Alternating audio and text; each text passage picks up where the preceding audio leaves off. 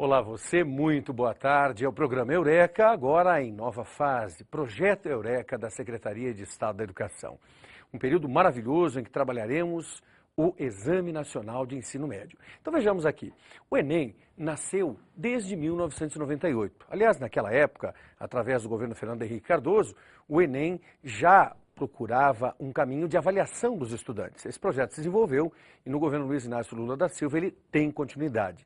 Preocupados com isso, nós da Secretaria de Estado da Educação, professores, educadores, entendemos que era necessário adentrar aos lares dos estudantes através da mídia, do meio eletrônico e trabalharmos um pouco mais algumas questões que são diferenciadas no Enem.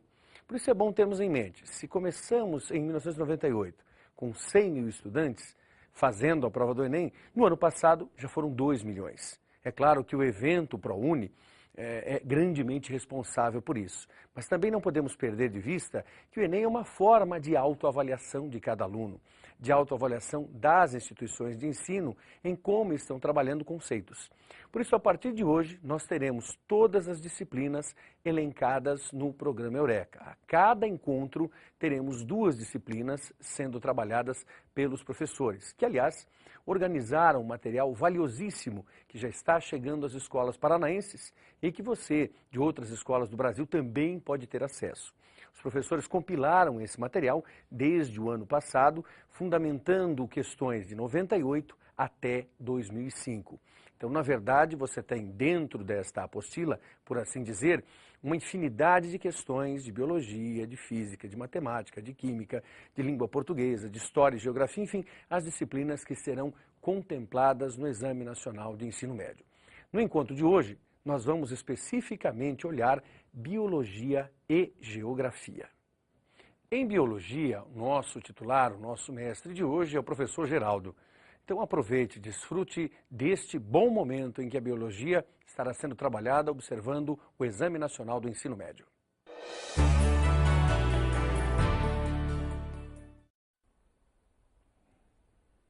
Olá, eu sou o professor Geraldo Cardoso Sobrinho, de Biologia.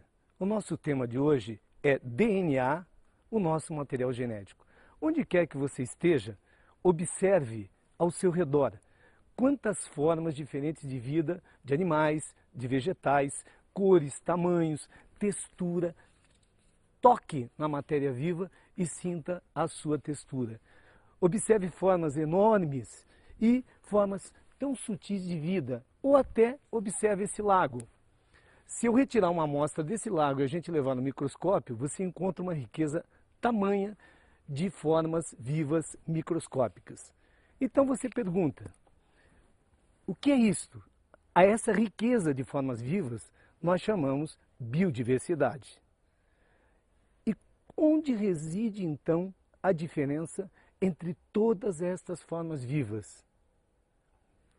Eu respondo, a diferença da bactéria ao homem entre todas as formas vivas desse planeta são as proteínas que nós produzimos. Então você pergunta, e como as proteínas são produzidas? Tudo o que herdamos de nossos pais é um receituário para que possamos produzir proteínas responsáveis pela nossa construção e manutenção ao longo da vida. E onde está esse segredo, afinal? Nos genes. E o que é um gene? Gene é um pedacinho, é um fragmento da molécula de DNA com informação genética, logo receita para produzir uma proteína. E o que é o DNA? É uma macromolécula chamada de ácido nucleico, como também é o RNA. O DNA é constituído por unidades básicas chamadas nucleotídeos. Como você pode observar, cada nucleotídeo é formado por uma pentose, um açúcar chamado desoxirribose, uma base nitrogenada e um fosfato. Ora, o DNA de todos nós tem nucleotídeos e essa constituição dos nucleotídeos. O desoxirribose é igual para todos nós, o grupamento fosfato também, logo o segredo genético é a sequência de bases nitrogenadas. Existem 2 grupos de bases nitrogenadas, as púricas e as pirimídicas. São 2 as púricas, adenina e guanina. As pirimídicas são 3, citosina, uracila e timina. Guarde bem, a uracila é exclusiva do RNA e a timina exclusiva do DNA. O modelo atual da molécula DNA foi proposto em 1953 por Watson e Crick e diz que é uma dupla hélice. São duas fitas complementares lembrando uma escada em caracol. Como você pode observar, este é o modelo da molécula de DNA. O que corresponderia ao corrimão, onde encontramos o grupamento fosfato e as pentoses. As bases nitrogenadas, cada uma corresponderia a meio degrau. Agora, você tem que guardar o seguinte: a adenina sempre se liga à timina e a guanina sempre se liga à citosina. Adenina com timina, guanina com citosina.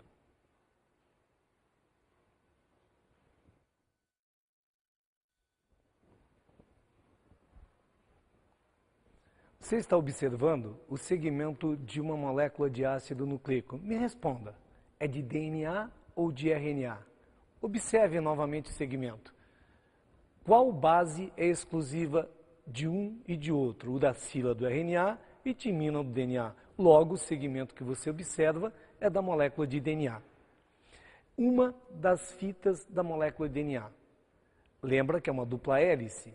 E o DNA é capaz de se autoduplicar. Essa autoduplicação do DNA chama replicação. Guarde bem esse conceito. Replicação, duplicação do DNA. Por outro lado, enfim, como é que a proteína é produzida? É igual fazer um bolo em casa. Imagina que você tem a receita. A receita é o DNA, mas é muito cara. Então você tira uma cópia da receita. Leva essa cópia à cozinha, junta os ingredientes e leva ao forno. Enfim, o bolo está pronto. Quem é quem? Ajudando o DNA, nós temos as moléculas de RNA. São 3 tipos. O RNA mensageiro, que é a cópia do DNA. O RNA transportador, que leva os ingredientes, o ingrediente é o aminoácido. E o RNA ribossômico, que constitui o ribossomo, que é o forno. O ribossomo é o local onde ocorre a síntese de proteína. Guarde 2 outros conceitos. Transcrição é o fenômeno de produção de RNA a partir do DNA. E tradução é o processo de produção de proteína lá no ribossomo. Você lembra que nós comentamos o segredo genético é a sequência de bases nitrogenadas. Pois veja, o RNA mensageiro é o código genético, é uma cópia de uma das fitas do DNA. Cada 3 bases nitrogenadas do RNA mensageiro chama códon. E cada códon corresponde a um aminoácido na molécula de proteína a ser sintetizada. Veja, me acompanhe.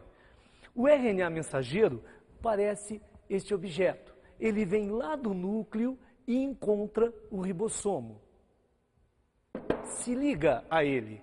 O RNA transportador é uma nave que carrega um aminoácido e que tem 3 bases complementares ao códon, acoplando códon-anticódon, como a adenina com uracila e a guanina com a citosina. E o que ele deixa aqui? Um aminoácido. Deixou o aminoácido, vai embora, outro RNA transportador já chegou, trazendo o próximo aminoácido. E assim, aminoácido com aminoácido, nós teremos a molécula de proteína produzida. Aí, meu garoto, está indo muito bem, já estamos terminando. Vamos fixar mais alguns detalhes. Observe o quadro. Cada 3 bases nitrogenadas do RNA mensageiro, que nós chamamos códon, corresponde a um aminoácido na molécula de proteína a ser sintetizada. Só que nós temos 4 bases formando arranjos 3A3, totalizando então 64 arranjos ou 64 códons, dos quais um é para iniciar a produção da proteína e 3 para terminar a produção da proteína. Sobram 60 códons para 20 aminoácidos.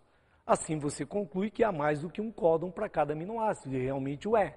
Por esta razão, o código genético é chamado degenerado. Por outro lado, fala-se tanto em transgenia, e você pergunta por que é possível? Porque todos os organismos, da bactéria ao homem, leem o código genético da mesma forma. Como ele é igual para todos, nós chamamos universal. Logo, há duas características do código genético. Ele é degenerado e é universal. Sabe o que nos resta agora? Corrigir alguns exercícios do Enem para ver se você fixou bem. Analisando-se o DNA de um animal, detectou-se que 40% de suas bases nitrogenadas eram constituídas por adenina. Relacionando esse valor com o emparelhamento específico das bases, os valores encontrados para as outras bases nitrogenadas foram: alternativa A, timina 40%, citosina 20%, guanina 40%. Alternativa B, timina 10%, citosina 10%, guanina 40%. Alternativa C, timina 10%, citosina 40%, guanina 10%. Alternativa D, timina 40%, citosina 10%, guanina 10%.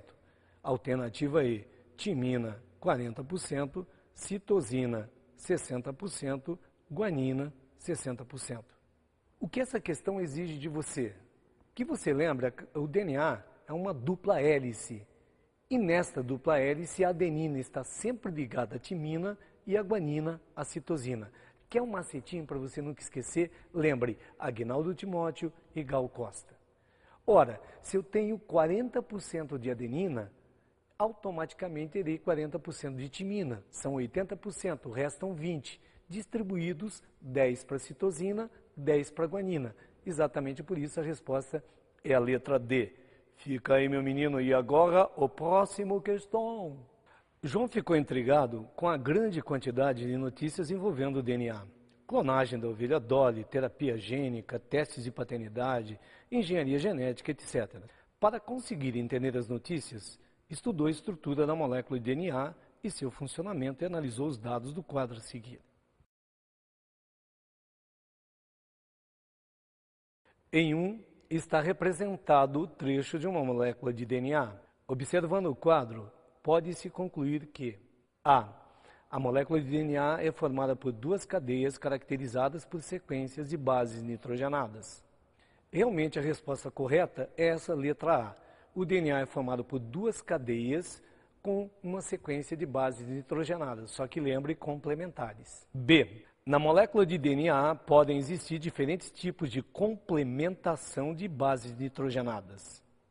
Por que a B está errada? Porque não existe diferentes tipos de complementação de bases. Rigorosamente, adenina com timina, guanina com citosina. C. A quantidade de adenina presente em uma das cadeias é exatamente igual à quantidade de adenina da cadeia complementar. Na letra C, observe, não existe uma determinação de quantas bases nitrogenadas tem de cada uma. O que eu sei e o que você deve saber é que, no total, a quantidade de adenina é igual a de timina e guanina e citosina. Não tem como precisar que a quantidade de uma fita de adenina é igual à quantidade de adenina da fita complementar. D. Na molécula de DNA podem existir 5 diferentes tipos de bases nitrogenadas. A alternativa D é muito interessante, porque no total, realmente existem 5 tipos de bases nitrogenadas: adenina, timina, guanina, citosina e uracila. Só que você lembra, a timina é exclusiva do DNA e a uracila é exclusiva do RNA. Logo, o DNA tem 4 bases diferentes e o RNA 4 bases diferentes, embora no total existam 5. Por isso, a D está errada. E, no processo de mitose, cada molécula de DNA dá origem a 4 moléculas de DNA exatamente iguais. Meu amigo, na letra E, por favor, lembre o conceito de mitose. Em células somáticas, durante a mitose, uma célula diploide forma 2 outras células também diploides. Logo, antes da célula entrar em divisão, ela replica, ou seja, duplica o seu DNA. Portanto, uma molécula de DNA forma 2 outras semelhantes e não 4. Por isso, a letra E está errada. Agora, Meu amigo, lembra sempre do que eu vou dizer nesse momento. O Enem é uma prova para você observar, para você raciocinar. Normalmente ele fornece dados bem claros. E daqui do que nós estudamos agora, lembra que DNA é uma dupla hélice, adenina com timina, guanina com citosina, os RNAs mensageiro, transportador e ribossômico. Cada 3 bases, um aminoácido. Não esqueça disso.